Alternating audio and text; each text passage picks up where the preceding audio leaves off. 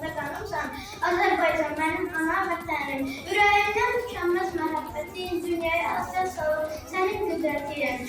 Əzəlimsən, bugünümsən, solumsan, Azərbaycan mənim ana vətənim. Doğma diyarı xoşbəxt görmək necə də xoşdur, azadlıq çiçəyini gəlmək necə də xoşdur. İgid oğullarımız olur elə havada, yüksəkçi bayrağımız dalgalanır havada.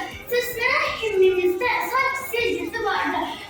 Seçilən yurdumuz o gündən yadigardır. Hədərimiz bu vətənim, Pansanın dərbəsi, yanılmadan yurdumuz, Pansanın sərəsi yurdumuz, vətənin yolunda. Bir təksin əllərimiz, sevilsin dağlarımız, sevilsin çöllərimiz. Necə ki dilimiz var, necə ki durumumuz var, Azərbaycan yaşayır, yurdumuz, evimiz var. Nə zaman ki birləşir, bizim uzun vətənim, dünyanın ucu burada bir dünyanın vətənim.